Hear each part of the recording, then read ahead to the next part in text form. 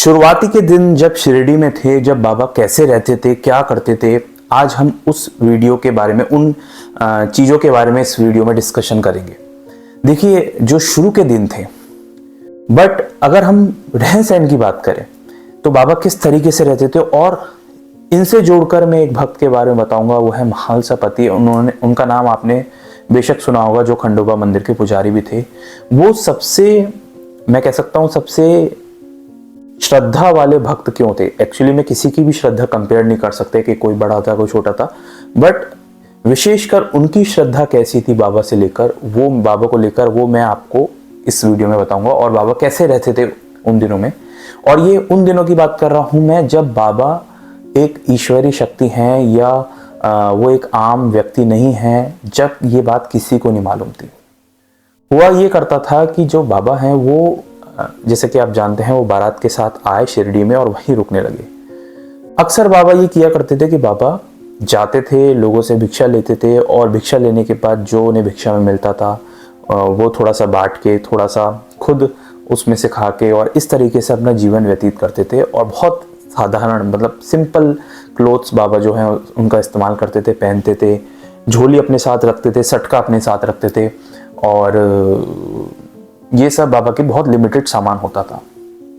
और कोई ऐसा कोई विशेष ठिकाना नहीं था, क्योंकि कभी बाबा नीम वृक्ष के नीचे बैठ जाया करते थे, कभी लेंडी बाग जो है शिरडी में आज भी है वहाँ जाकर बैठ जाया करते थे, और कभी द्वारका माई में बैठे रहते थे, जो कि किसी टाइम पर बहुत पहले एक पुरानी मस्जिद थी जो कि इस्तेमाल में नहीं आती थी, नमाज नहीं पढ़ी जाती थी। तो उसके बाद बाबा ने वो अपना स्थान बना लिया और वहाँ पर वो बाबा बैठा करते थे।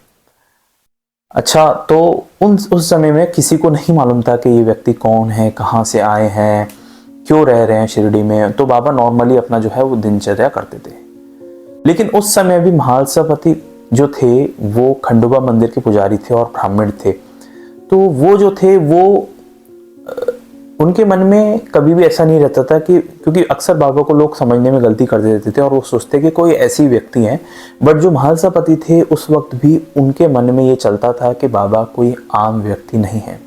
उसका कारण मैं आपको ये बताता हूँ। कारण ये था कि महालसा पति बहुत काइंड थे और बहुत ऑनेस्ट थे, और उस समय में गोल्ड स्मिथ थे। गोल्ड स्मिथ यानी कि सुनार होता है, शिरडी के सुनार थे। बट क्योंकि वो उस समय सुनार की इतनी ज़्यादा आमदनी नहीं होती थी, और जो महालसा पति हैं वो बहुत ही ज़्यादा गरीब थे, बहुत गरीब थे, लेकिन वो ऑनेस्ट व्यक्ति थे। और सबसे बड़ी उनकी क्वालिटी मुझे ये अच्छी लगती है कि वो एक बहुत ऑनेस्ट व्यक्ति थे। तो जब वो बाबा को ऑब्जर्व तो करते ही थे, ऑब्वियसली बाबा जाते हैं आते हैं। शुरू के टाइम में उनको भी थोड़ा सा डाउट हुआ था, लेकिन एज अ ह्यूमन बीइंग कभी भी उन्होंने बाबा को ऐसे नहीं देखा कि ये कौन है व्यक्ति। वो हमेशा सम्मान, एक लिमिट तक सम्मान करते थे, और वो बाबा को ऑब्जर्व करके हमेशा ये बात सोचते थे कि ये कोई व्यक्ति आम व्यक्ति तो नहीं हो सकता।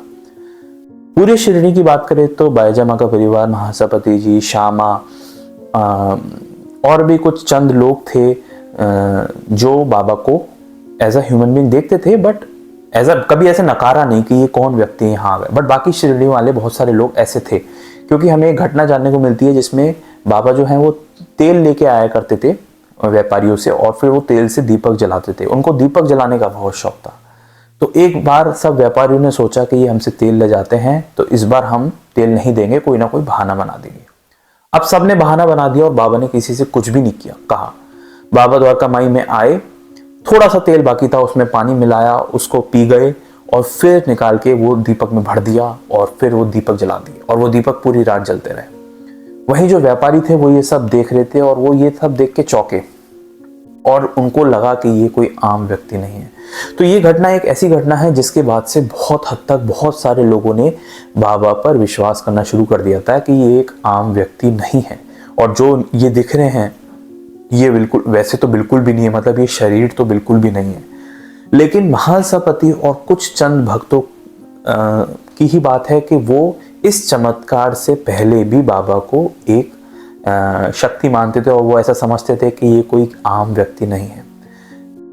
और सबसे खास बात यही होती है कि अगर आपको कोई चमत्कार दिखे या आप कोई जादू देखें, जब उसके बाद यकीन करें कि हाँ ये इनमें तो कोई खास बात है, फिर वो तो एक लालच वाली बात हो गई। मतलब अगर आप किसी व्यक्ति को देखकर ही समझ सकते हैं कि ये व्यक्ति कुछ खास है, तो सबसे बड़ी बात उसी में है। और भक्त भी शायद वही होता है।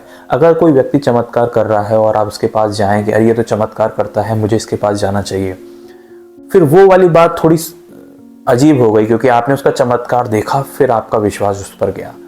जबकि महालसापति और जो तमाम भक्त थे शिरडी के, खास भक्त जो थे, वो शुरू से ही बाबा को एक आम व्यक्ति नहीं समझते थे, और वो समझते थे कि ये व्यक्ति में कुछ ईश्वरीय शक्ति, ईश्वर का ही भेजे हुए रूप है।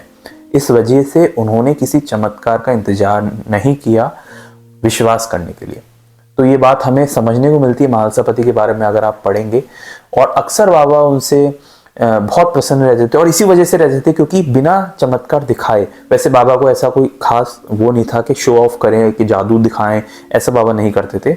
वो एक पूरा तरह से पैटर्न होता था। अगर बाबा किसी को ठीक भी करते थे तो बाबा पहले औषधि देते थे उसको, क्योंकि बाबा को औषधि विज्ञान का भी बहुत ज़्यादा नॉलेज था।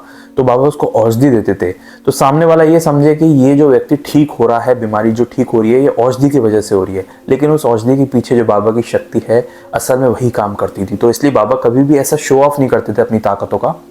थी उनमें सारी सिद्धियां, बट वो कभी ऐसे दिखावा नहीं करते थे।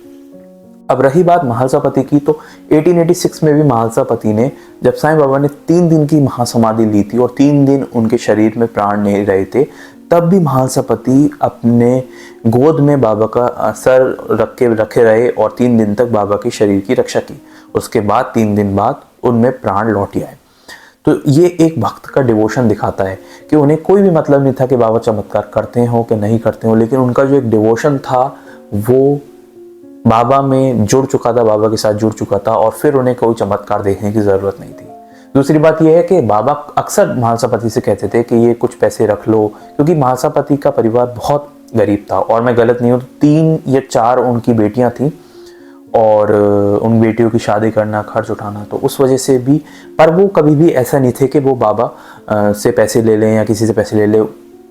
वो हमेशा ये सोचते थे कि जैसा मालिक रख रहा है मैं वैसा रहूँगा, और अक्सर वो बाबा को मना कर देते थे, पैसे लेने से मना कर देते थे, जबकि बाबा तो अगला पिछला सब सोच के ही देते होंगे, बट फिर भी वो मना करते थे। तो जो ऑनेस्टी और जो डिवोशन महालसापति के बारे में हमें जानने को मिलता है वो बहुत ही खास है। और अक्सर मैं ये चाहूँगा कि अगर आप पढ़ें तो महालसापति के बारे में ज़रूर पढ़ें। और इस तरीके से बाबा अर्ली डेज में रहते थे, जहाँ किसी को कोई विश्वास नहीं था, वहाँ महालसापति के मन में चलता था कि ये कोई आम व्यक्ति नहीं हो सकते। उम्मीद है आपको ये कहानी सुनकर बहुत अच्छी लगी होगी। इसी तरह साईं बाबा से जुड़ी हुई रियल हिस्ट्री मैं पढ़ता रहता हूँ, समझता रहता हूँ और आप तक पहुँचाता रहता हूँ। मिलेंगे एक नेक्स्ट वीडियो में, तब तक के लिए ओम साईं राम।